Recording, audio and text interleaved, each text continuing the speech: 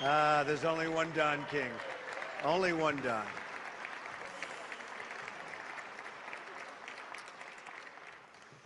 I want to thank you very much. And Don, that was so special. I spoke to Don yesterday. I said, how about taking a trip to Cleveland? He said, I love Cleveland. This is his place. And I said, I'd love to have you introduce me. And he was right there, and we left at 6 o'clock in the morning. He was right there.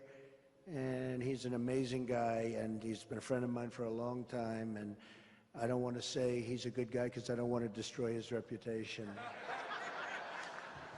But he is a good guy. He's a phenomenal person. And he became very rich. He was very smart. He took advantage of lots of situations. And I have great respect for that. And I have great respect for him. And I want to thank Don for being here. Thank you, Don. I want to certainly thank my friend Daryl Scott, who's just an amazing guy. Amazing guy.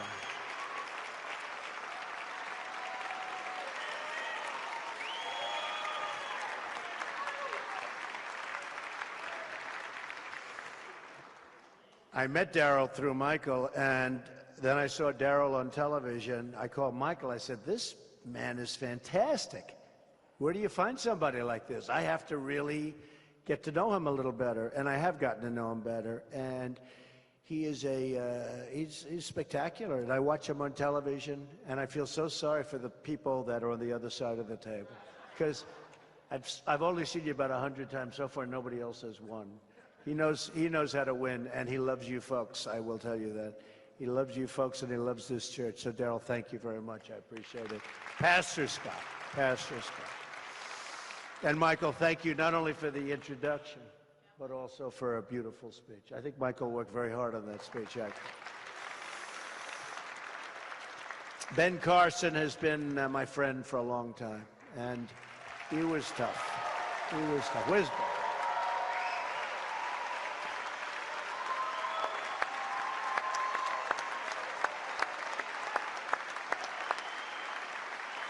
He was tough. I'll tell you what. I was doing really well, but there was one guy in the pack every week. I'd look at those polls. So Ben was I was at 28, 29. Ben was like at 10. Then the next week he was at 12. And I had to be so nice. He's such an incredible guy. And then he was at 14 and 16 and 20. And he went to 21, 24. I said, what do we do to stop this guy? He was a force, and he was so nice. He did better than anybody, I will tell you. He did better than anybody. He was amazing. I'll tell you what, he was amazing. And he's got, not only is he a brilliant guy, but he's got a brilliant heart. He loves people. And if all of this happens, there will be a great place for Ben. I don't know if he wants that, but I know he wants to help people. But there will be a great place for him. And General Flynn, another man who's just so incredible. Where is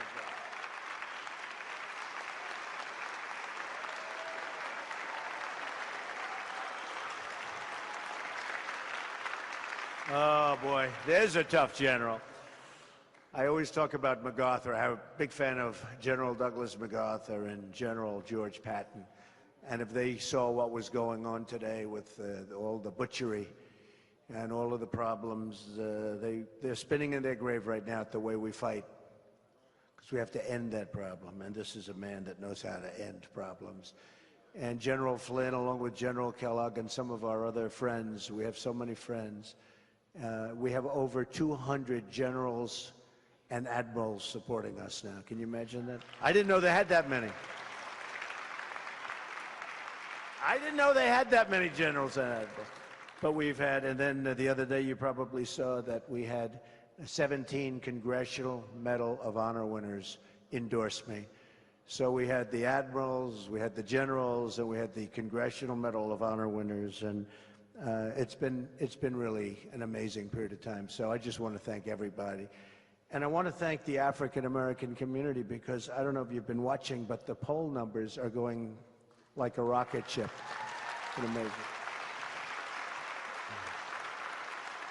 I think initially, where I was very low, I think initially they didn't know what to expect.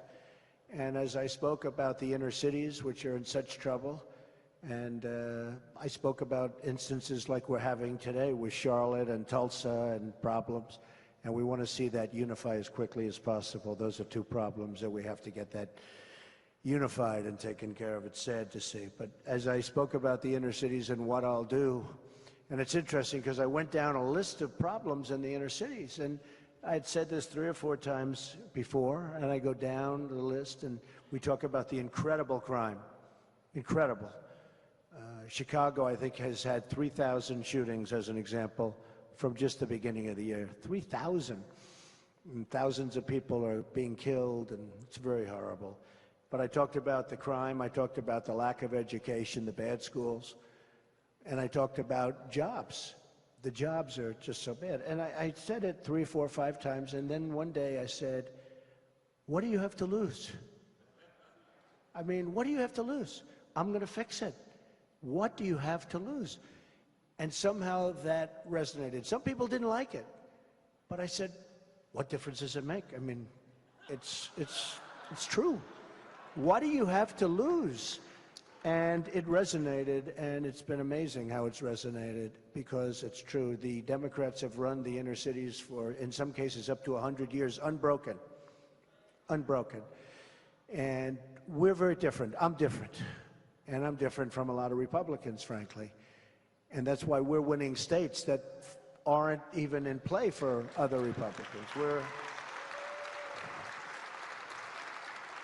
I mean, as an example, somebody said we're up in Maine.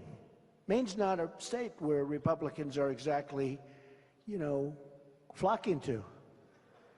But we're up in Maine. It's an amazing, amazing thing. We're doing great in Connecticut. We're doing great all over, actually.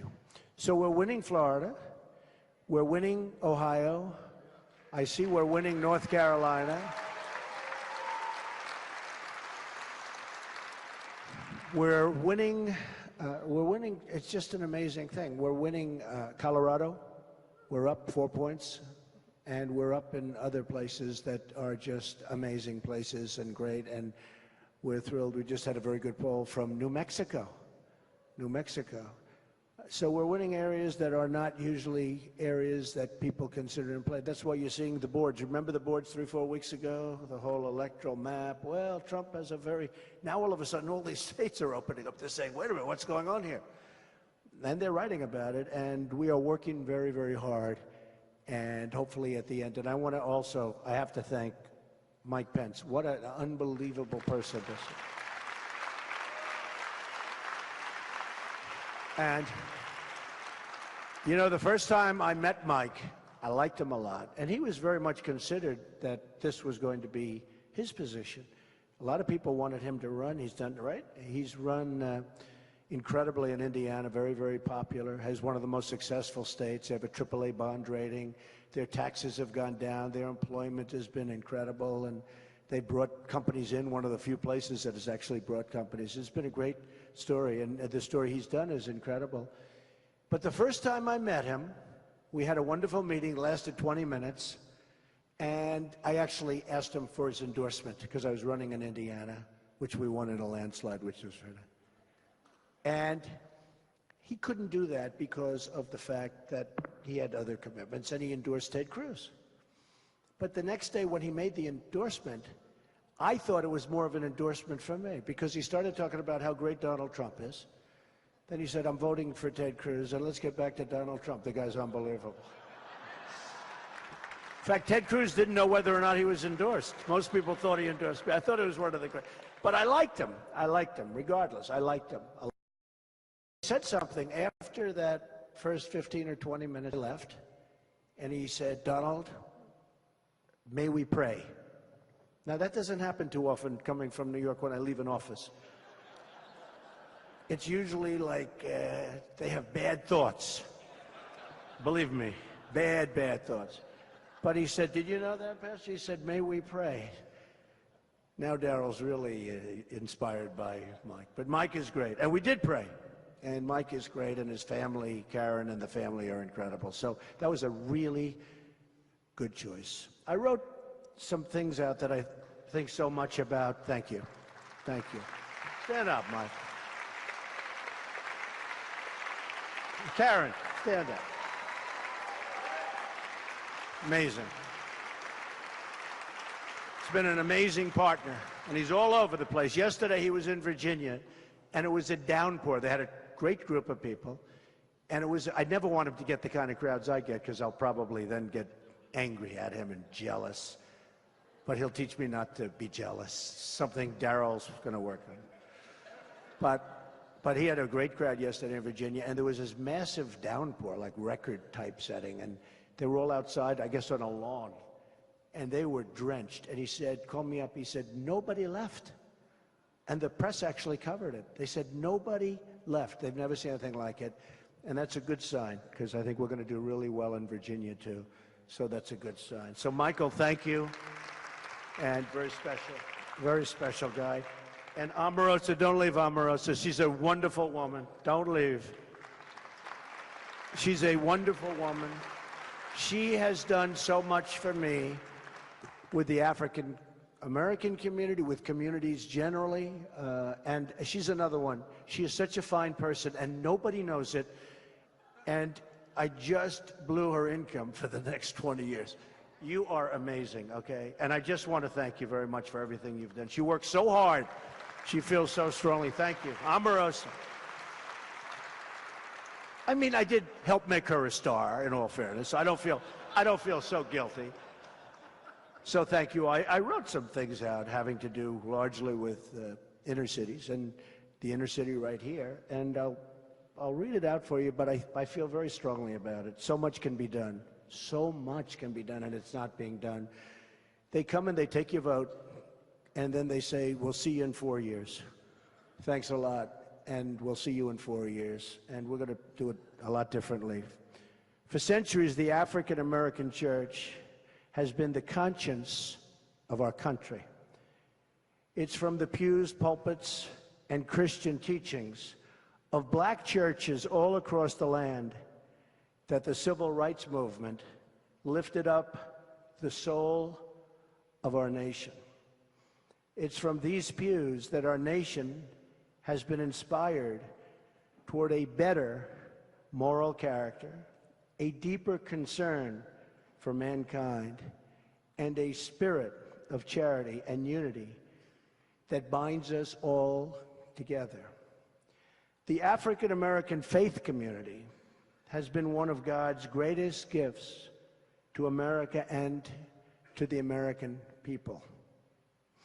There is perhaps no action our leaders can take that would do more to heal, and I mean heal, our country and support our people than to provide a greater platform, stronger, greater, to the black churches and churchgoers. I was in Detroit recently with Bishop Jackson, who is an incredible guy also, and it was incredible what I saw. The love in that room, and I'm not saying the love for me, I'm just saying the love in that room for everybody. And the spirit, even the song. His wife is a beautiful singer with a magnificent way. It was just amazing. I didn't want to leave. So it's great. You do right every day by your community and your family. You raise children in the light of God. I will always support your church and defend your right to worship, always. I will always be there.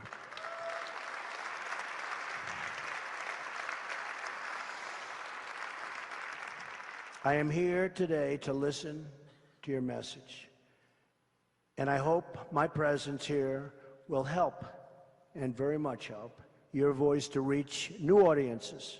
It's going to happen in our country, and these are people, believe me, there are many people out there that desperately need it. Christian faith is not the past, but the present and the future. It is the foundation of progress, and I pledge to you that if I win, some people say if and when, let's say if, because we have to be realistic. It's a close race. But if you all go out and vote, we're going to win. But I pledge to you that we're going to end the Johnson Amendment, which takes away the voice of your pastors, your ministers, your great leaders, takes away their voice. We're going to end quickly the Johnson Amendment.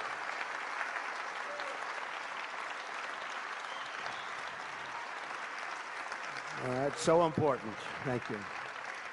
It's taken away your voice, passed in 1954 by a very powerful man, Lyndon Johnson, because he didn't get along with a certain church, they say, in Houston.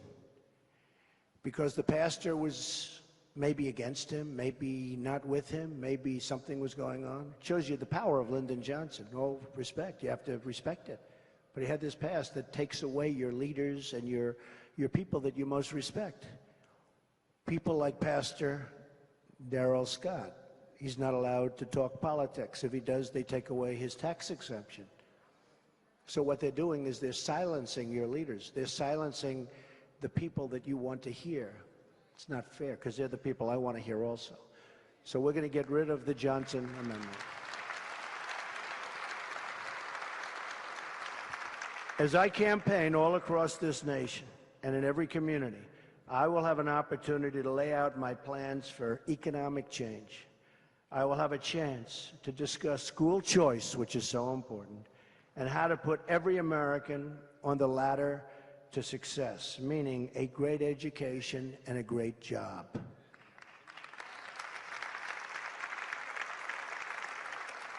But today, I just want to let you know that I am here to listen.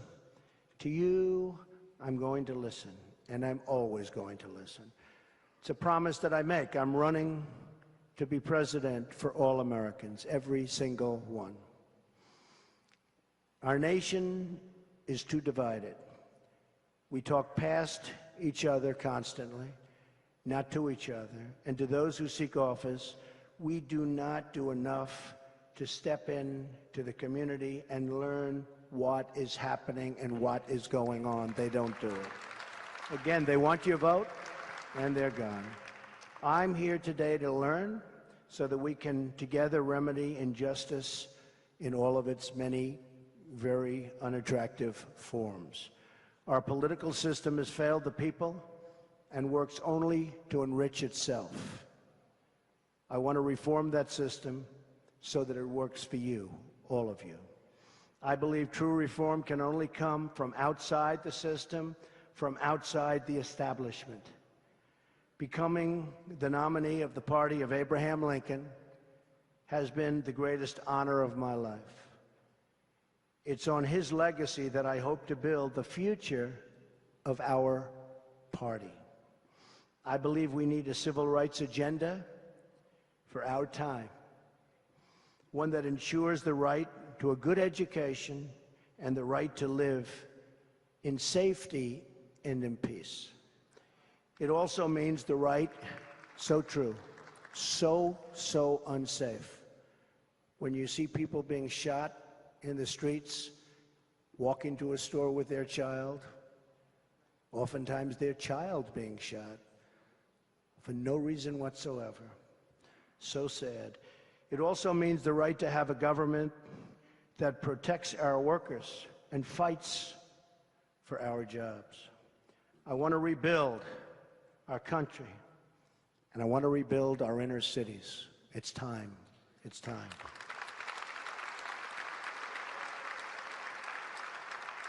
It breaks my heart to see any American left behind, or to see a city like Cleveland that has had so many struggles. Nothing is more sad than when we sideline young Americans with unfulfilled potential. You look at somebody like Don King, where he's become so successful. He just broke that system. He wouldn't take no. I mean, he's an amazing inspiration to so many people, including me. Our whole country loses out. We're one nation, and when anyone hurts, we all hurt together. That's the way it is. It's the way it should be, too. We are all brothers and sisters, and we're all created, everyone, created by the same God.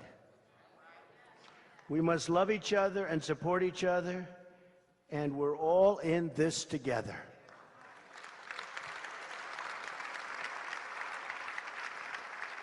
I fully understand that the African American community has suffered from discrimination and that there are many wrongs that must still be made right. I want to make America prosperous for everyone. I want to make this city the economic envy of the world. Here and Detroit and Baltimore, and there's so many places. We have so much work to do. Factories everywhere, new roads, new bridges, new schools, new hope. We're going to bring our jobs back. Our jobs have been taken away by inept politicians that don't know what they're doing. Our companies have left and gone to Mexico and other places. We're going to bring our jobs back, believe me. And it's not even going to be hard. I have been so greatly blessed, and in so many ways, with no greater blessing than my family. I have a wonderful family. Nothing would make me happier and more fulfilled than to use what I have learned in business and in traveling the world, I have been all over, to bring wealth and prosperity and opportunity to those who have not had these opportunities before. When I see wages falling, and falling big league, people were making more money 18 years ago in many cases than they're making today, and today they're working harder, they have 2 jobs. It's not supposed to be that way. I know the hardships this inflicts, and I am determined to do something about it. Please know this, for any who are hurting, things are going to turn, and turn for the better.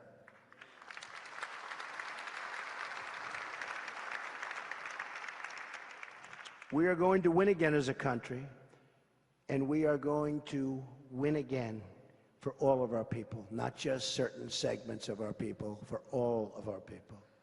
I want to work with you to renew the bonds of trust between citizens and the bonds of faith that make our nation strong. America has been lifted out of many of its most difficult hours through the miracle of faith. And you people understand that very well. Everybody in this room understands it, which is one of the reasons you're here. Now, in these hard times for our country, let us turn again to our Christian heritage to lift up the soul of our nation. I am so deeply grateful to be here today. And it's my prayer that America and the America of tomorrow will be one of unity, togetherness, peace, and love. We can do that. I'd like to conclude with a passage from 1 John chapter 4. No one has ever seen God, but if we love one another, God lives in us, and his love is made complete in us. So true. So, Pastor, I want to thank you. I want to thank the congregation. This has been a really great honor for me, and we have some interesting days ahead. We have a little debate on Monday night. A couple of you might be watching. Anybody going to watch the debate? And we have a very big election coming up on November 8th, so hopefully you can get out and vote. But again, to the African American community, to the Hispanic community, to all communities, I want to just say we're going to make it right. We're going to make it great. Thank you. Thank you all. Thank you all. Mr. Trump, we have a few questions that, come on, give it up.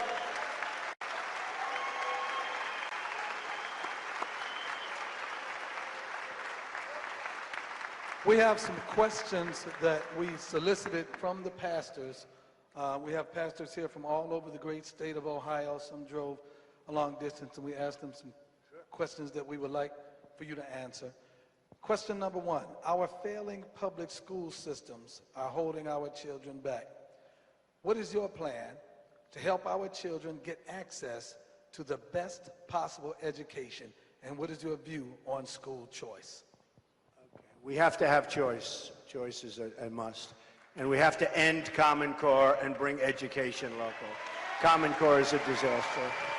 And we're going to have great education in our country. We don't have it now. But choice, very important, very, very important. And Common Core has to be ended. We're bringing education local, meaning our loving parents and all of the professionals. We're going to do it on a local basis, not with the bureaucrats. Okay? Mr. Trump, our second question says, inner cities have been ravaged by violence and addiction. It has been spawned with tensions between law enforcement and our neighborhoods. How would you encourage peace and build safer communities? Well, one of the ways is places just like this. You see what's going on in this room. And you have everybody in this room. You have Asian, you have white, you have black, you have everybody right here.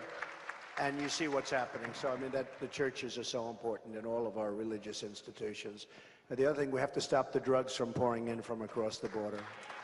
We have a tremendous drug problem in Cleveland and in Ohio and in North Carolina and South Carolina and in New Hampshire. It's a tremendous problem, heroin in particular in New Hampshire. But our country is being poisoned, and it's pouring across the southern border. And we are going to stop it, believe me. You know, the Border Patrol agents are great. 16,500, they endorsed us recently, and they endorsed Trump. First time they've ever endorsed a presidential candidate. We are going to stop the drugs from poisoning our youth from pouring into our country, just poisoning our youth. The African American community has traditionally voted Democrat. I mean, to be honest, we got strong opposition from the Democratic Party through the black community for this meeting. But they ain't stopping nothing here. You're making a strong case for the Republican vote this year. How can the conservative agenda help all of our communities?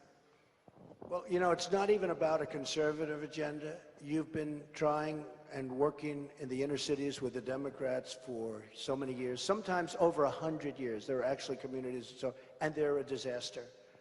The schools, the safety, the jobs, it's all horrible. I mean, in some cases, they're less safe than places like Afghanistan. You know, we hear about Afghanistan. Some of the inner cities are less safe. So I just tell you this, we are going to make such headway, such a change.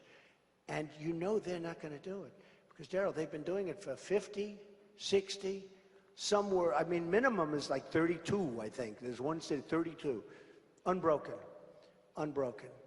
And I say that. And some people, I told you before, some people love it and some people don't like it that much. What do you have to lose? Can't get any worse. It really can't. The inner cities cannot get much worse. Perhaps they can, but not much. And I will fix it. What do you have to lose? I will fix it. So we're going to change it. Just a couple more. The number one issue plaguing so many families is the lack of jobs. Our families are struggling to find work. How do you pledge to grow the economy and create jobs for America? Well, we have NAFTA and these agreements, these trade deals are the worst deals anybody ever negotiated. NAFTA has destroyed our country. It's destroyed our manufacturing.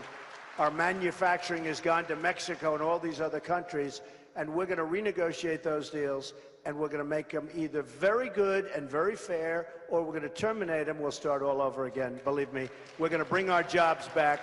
We're going to bring our companies back that have left us, fired all their employees. We're going to bring them back. So that will be the thing. Maybe I originally started on that and illegal immigration. And we have to stop illegal immigration, by the way. We have to stop illegal immigration.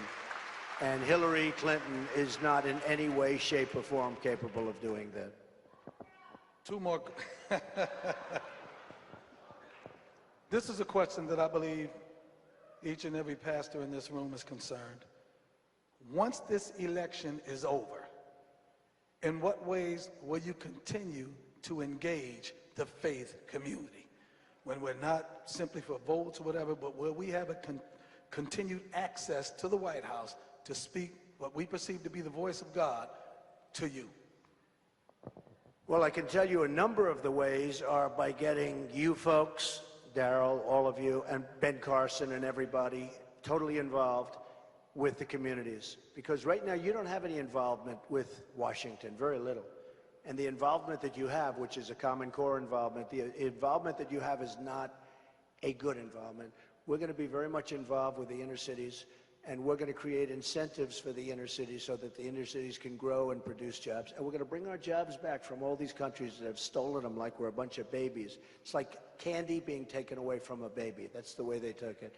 And we're not going to let that happen anymore. Many of you folks have had great jobs and you don't have it anymore. Your company is gone. And you've never been able to replace that great job you had when you were younger. And we are going to bring our companies back, and we're going to bring our jobs back. Believe me, it is to a large extent about jobs. Mr. Trump, this is, for most of the pastors and leaders here, this is a very big question. Much hinges on this. The question says, the next Supreme Court justice will make decisions that will touch the rights of every American that may come to define the nature of our government and our society for many years. Will you stand strong on your suggested appointments and stay committed to naming only true constitutionalists to the bench? Yes, the answer is yes. You know, as a 100%. 100%. Wow. Great. Beautiful.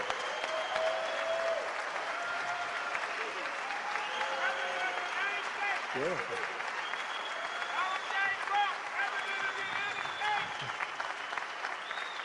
You know, that question and that response is amazing because I get it so many places. And you'll hear about these never-Trumpers who are dying faster. Right now they're on respirator, okay? Because the unity is becoming incredible. Just today in the Wall Street Journal, they have an amazing story about, an amazing Wall Street Journal story today about all of the support that we're getting from lots of rich people even. They're coming in. You know, these were never Trump, never Trump, never Trump, and now they're believing. They see lower taxes. They see cutting the regulations. They see job creation, which is so important. And it's really been amazing. And one of the things that they see and that you people see is that, and so important, the judges. So I picked 11 judges, very, very much into the world of the Constitution, because we have people that in some cases, not, I think in all cases, will have absolutely the Constitution will have no bearing on their decisions, okay, if somebody else gets in. And we picked 11, and we're adding 9 more. We're going to have a total of 20 people, and I will pick from that group of 20 people. These are 20 outstanding people. The rest of them, already 11 have been named. We're adding 9 more who are terrific.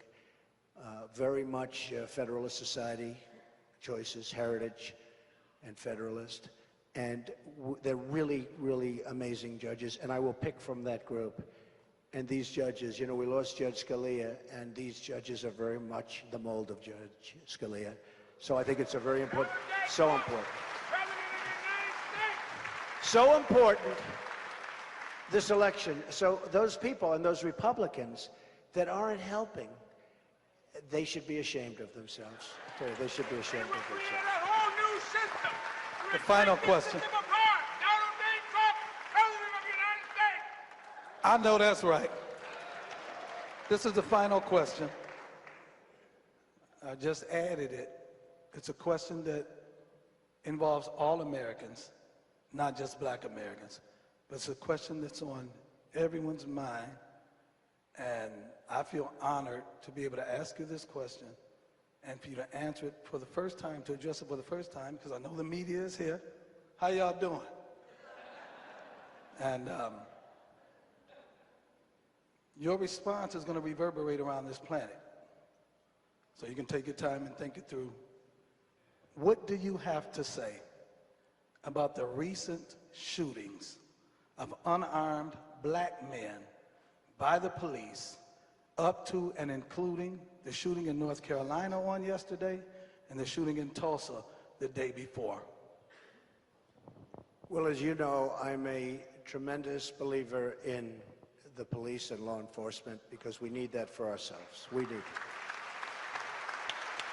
And I've really gotten the endorsement from so many different groups, and they're great people. They're great people. Now, great people, you always have problems. You have somebody in there that either makes a mistake, that's bad, or that chokes. I must tell you, I watched the shooting in particular in Tulsa. And that man was hands up. That man went to the car, hands up, put his hand on the car. I mean, to me, it looked like he did everything you're supposed to do. And he looked like a really good man. And maybe I'm a little clouded because I saw his family talking about him after the fact. So you get a little bit, different image maybe. But to me, he looked like somebody that was doing what they were asking him to do. And this young officer, I don't know what she was thinking. I don't know what she was thinking. But I'm very, very troubled by that. I'm very, very troubled by that. And we have to be very careful. So, I mean, these things are terrible. That was, in my opinion, that was a terrible situation. And we've seen others. And the police are aware of that too. By the way, the police are troubled by it too. They look at it. Now, did she get scared? Was she choking? What happened? But maybe people like that, people that choke, people that do that, maybe they can't be doing what they're doing, okay? They can't be doing what they're doing. So, yeah. Donald J. Trump, man of the people. Yeah. President of the United States. Thank you. So we all respect our police greatly, and they will just have to get better and better and better. Thank you.